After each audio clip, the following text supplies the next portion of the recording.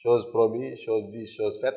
Je vous avais donné rendez-vous la dernière fois, n'est-ce pas, pour parler du rapport que la philosophie entretient avec la science, qui, j'avais déjà dit au préalable, a pris naissance dans les entrailles de la philosophie.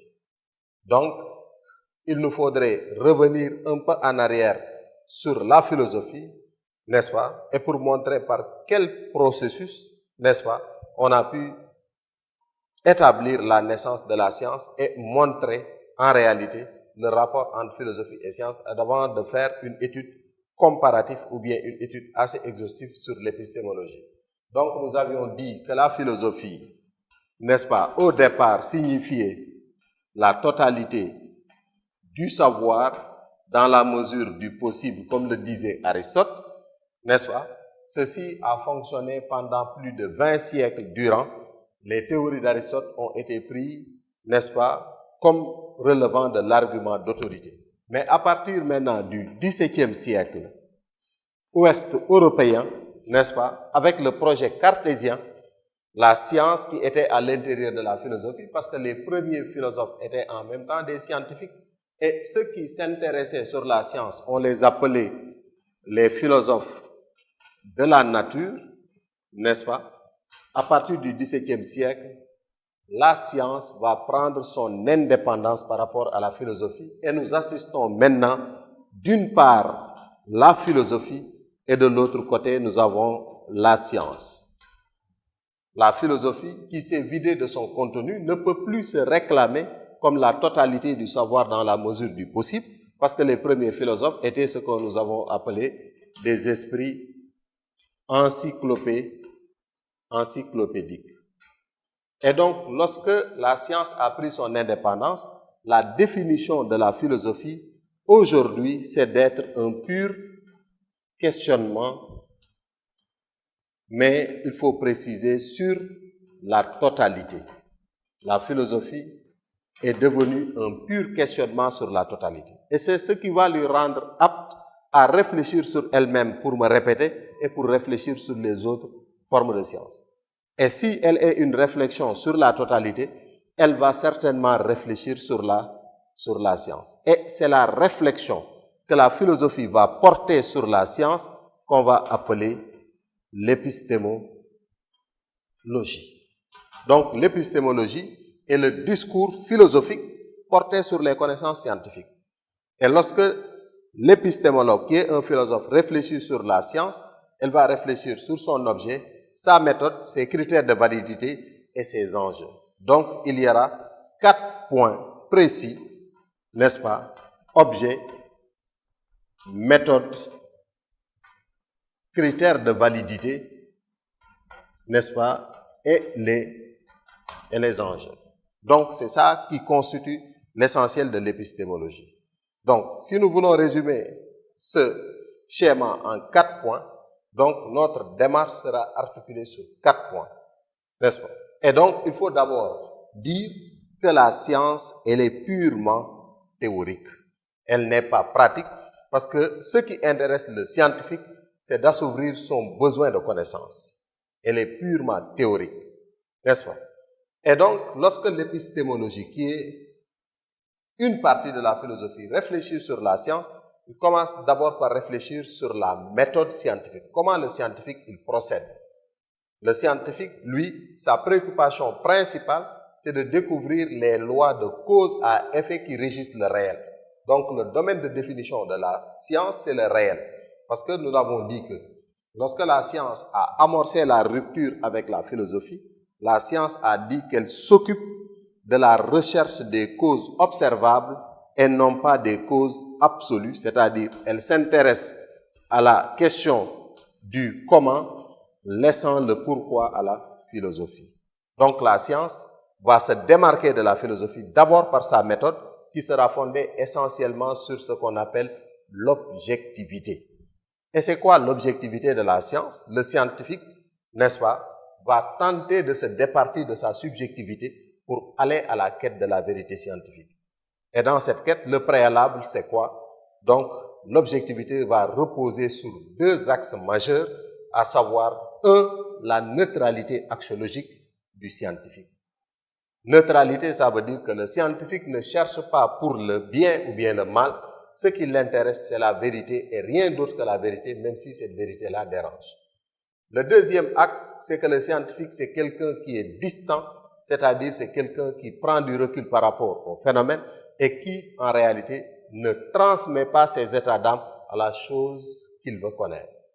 Et le fait d'être distant, n'est-ce pas, nous donne deux concepts fondamentaux, à savoir ce qu'on appelle l'impartialité et le désintéressement. Le scientifique, il est impartial et il doit être désintéressé. C'est ça l'objectivité. Donc, si je résume, l'objectivité de la science repose sur 4 points, peut-être, n'est-ce pas?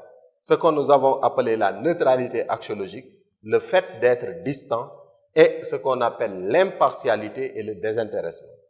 Donc, c'est ça l'objectivité de la science. Mais il faudrait dire que cette objectivité-là n'est qu'un idéal. C'est un but qui est visé et qui ne sera jamais atteint. C'est la raison pour laquelle on dit que la science ne sera jamais scientifique. Parce que la vérité scientifique n'est pas une vérité absolue, c'est une vérité qui est provisoire, c'est une vérité qui est relative, c'est une vérité qui est approximative.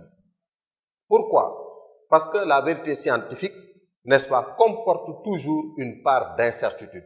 Et c'est la raison pour laquelle on dit que la science progresse. Il y a l'idée de progrès parce que dans la vérité scientifique, il y a toujours une part d'incertitude. C'est la raison pour laquelle on dit aussi qu'en science, la vérité et l'erreur cohabitent parce que c'est une vérité qui peut changer du jour au lendemain. N'est-ce pas? Donc, on peut dire que la science pose l'objectivité comme un idéal, un but qui est visé et qui ne sera jamais atteint. Mais n'empêche, la science, n'est-ce pas, s'occupe, n'est-ce pas, des réponses et ces réponses relèvent du général. Parce que sa différence avec la philosophie, c'est parce qu'en philosophie, nous n'avons pas des réponses, nous avons des questions seulement parce que chaque réponse devient une nouvelle question. Alors qu'en science, il y a l'idée de progrès parce que chaque scientifique, n'est-ce pas, va endosser l'héritage d'un autre scientifique qu'il va améliorer. Et donc, ce processus d'amélioration, c'est ce que nous avons appelé le progrès. Et comment la science progresse? La science progresse par ce qu'on appelle un processus de rectification et de réajustement. On rectifie et on réagit. C'est la raison pour laquelle on dit qu'en science, nos vérités d'aujourd'hui sont nos erreurs de demain. On dit qu'en science, toute théorie est grise et l'art de la science reverdit sans cesse. On dit qu'en science, si on ferme la porte à l'erreur, la vérité sort par la fenêtre. Donc voilà comment le scientifique doit se comporter. Donc l'objectivité, c'est un idéal, donc le scientifique ne sera jamais scientifique. N'est-ce pas? La science ne sera jamais scientifique, mais ce qui va constituer des entraves à l'éclosion de la pensée scientifique, qu'on appelle les obstacles épistémologiques, c'est l'homme de science lui-même d'abord. Parce qu'on ne naît pas scientifique, on le devient. Et si on devient scientifique, c'est parce qu'avant d'être scientifique, nous avions déjà un héritage culturel, philosophique, religieux, ethnique, et nous ne pouvons pas faire abstraction de cet héritage-là. Donc, et cet héritage va se déteindre toujours, n'est-ce pas, sur les connaissances scientifiques. Et c'est la raison pour laquelle on dit qu'il y a toujours une place pour la subjectivité à l'intérieur de la science, et cette place de la subjectivité à l'intérieur de la science, c'est le scientifique lui-même. Donc, le scientifique est d'abord le premier obstacle épistémologique, parce que ne pouvant pas se départir de sa subjectivité totalement, mais aussi, comme on le dit, la science a l'âge de ses instruments. Plus les moyens sont efficaces, plus le résultat est performant. N'est-ce pas? On dit que donc la science a l'âge de ses instruments. Autre obstacle épistémologique, ce sont les périodes d'intolérance. Parce que des fois, la pensée scientifique, la vérité scientifique est freinée par ce qu'on appelle le climat social. Donc, d'une manière générale, c'est ça l'objectivité de la science. Et nous avons dit ici, lorsque la science a pris son indépendance par rapport à la philosophie, la science s'est dit qu'elle va s'occuper de ce que nous avons appelé les causes observables. C'est-à-dire que la science s'est dit qu'elle ne va plus se poser la question du pourquoi, mais elle va se poser seulement la question du comment, mais la question du comment concernant le réel. Donc, le domaine de définition de la science, c'est le réel. Mais ce réel qui est l'objet de la science, n'est-ce pas? Ce réel peut se présenter sous trois formes. Des fois, le réel qui est l'objet de la science est abstrait, n'est-ce pas? Des fois, le réel qui est l'objet de la science est concret. Et des fois, le réel qui est l'objet de la science, ce sont les faits sociaux. Et c'est la raison pour laquelle on parle de l'unité et de la diversité de la science. La science, donc, c'est l'unité parce qu'elle s'intéresse au réel, mais ce réel se présente sous trois formes, d'où on dit qu'il y a trois types de sciences. Donc, la première, dont l'objet est abstrait, c'est le domaine des mathématiques, n'est-ce pas? Et c'est le domaine de la logique. On appelle ça les sciences logico-formelles ou bien les sciences hypothético-déductives. La deuxième, n'est-ce pas, partie dont le réel est concret, là c'est le domaine de la biologie, c'est le domaine de la physique, c'est le domaine de la chimie. On appelle ça les sciences expérimentales ou bien les sciences naturelles. N'est-ce pas? Et lorsque le réel se présente sous la forme de faits sociaux, les faits sociaux, comme Émile Durkheim le dit, sont des réalités qui ne sont pas matérielles, palpables comme la craie, mais il n'en demeure pas moins que ça existe. Si aujourd'hui je vous parle du phénomène du théorisme, le théorisme n'a pas une certaine matérialité. Si on parle de la violence, c'est pas matériel. Si on nous parle de la pédophilie, ou bien de la prostitution, ou bien de l'homosexualité, c'est ça l'objet des sciences qui s'occupent des faits sociaux. Et ça, on peut donner l'exemple de la sociologie, de la psychologie, de la psychanalyse. On appelle ça les sciences humaines. Donc, en réalité, en disant la science, c'est parce qu'il y a plusieurs formes de sciences. Il y en a au moins trois, n'est-ce pas? Il y a les sciences hypothético-déductives, les sciences expérimentales et les sciences humaines. La conséquence, c'est que chaque domaine scientifique a un objet, une méthode et des critères de validité. Ce qui nous amène à la troisième phase, c'est-à-dire le problème de la vérité scientifique. On dit la vérité, mais en réalité, il n'y a pas une vérité, il y a trois vérités, parce que chaque domaine aura sa vérité d'après ses critères. Quand on est, par exemple, dans le domaine des mathématiques, qui est les sciences qu'on appelle logico-formelles ou bien hypothético-déductives, la vérité va reposer sur un phénomène qu'on appelle la rectitude du raisonnement. C'est-à-dire, on va chercher la cohérence logique interne des énoncés.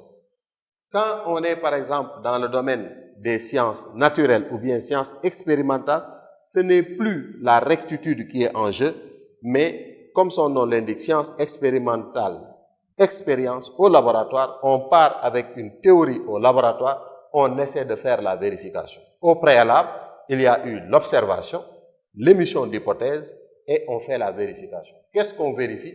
On vérifie s'il y a ce qu'on appelle l'exactitude entre les énoncés et la réalité, c'est-à-dire l'adéquation de la théorie et de la pratique. Par exemple, je prends deux molécules d'hydrogène et une molécule d'oxygène, j'ai de l'eau, parce qu'il y a adéquation donc de la théorie et de la pratique. Et on dit qu'en science, l'exception infirme la règle.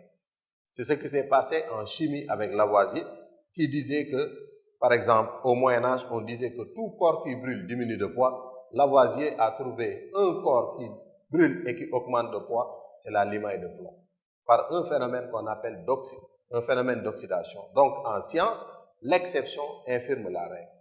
Quand il s'agit maintenant des sciences dont l'objet ce sont les faits sociaux, la méthode ici consiste, la vérité consiste ici à ce qu'on appelle la méthode compréhensive. N'est-ce pas? La méthode compréhensive, c'est-à-dire d'essayer d'expliquer objectivement des phénomènes. Par exemple, si on veut expliquer la violence ici, on peut donner des éléments qui concourent à dire objectivement, voilà les causes, n'est-ce pas, de la violence. Donc, de la prostitution, de l'alcoolisme, de tel et tel phénomène social. Donc, voilà le problème de la vérité. Et enfin, nous allons voir quel est le rapport maintenant dont la science, j'avais dit tantôt, qu'elle est purement théorique, son rapport avec la technique. Parce que nous avons dit que la technique n'est rien d'autre que que l'application des théories scientifiques. Et donc, ce qu'il ne faudrait pas faire comme amalgame, c'est de dire que la science a des avantages et des inconvénients. La science n'a ni avantage ni inconvénient parce que ce qui procure une utilité matérielle, pratique, quelconque, c'est la technique, c'est l'application des théories scientifiques. Même si aujourd'hui, on dit que science et technique sont tellement imbriquées et on se partage les responsabilités. Et c'est là où la philosophie, elle est importante parce que, étant un discours sur la totalité, elle va certainement réfléchir sur la science, n'est-ce pas, en se posant la question, est-ce que tout ce qui est techniquement faisable est moralement réalisable? Donc, la philosophie apporte un supplément d'âme à la science à travers son application. Donc, la philosophie joue un rôle de veille et d'éveil sur les connaissances scientifiques et la science donne objet de réflexion à la philosophie. C'est la raison pour laquelle on dit que philosophie et science entretiennent des rapports de complémentarité. Donc voilà le discours que la philosophie, à travers une de ses parties appelée l'épistémologie, fait sur les connaissances scientifiques qui avaient pris leur indépendance depuis ce que nous avons appelé le XVIIe siècle ouest européen. La dernière partie, donc, je vous donnerai rendez-vous, encore une fois de plus, la réflexion que la philosophie va faire sur un autre domaine appelé l'art, n'est-ce pas, qui fait partie des premières formes de connaissance et dont je dirais automatiquement qu'elle est antérieure à la philosophie, donc pour une prochaine séance sur le rapport philosophie et art.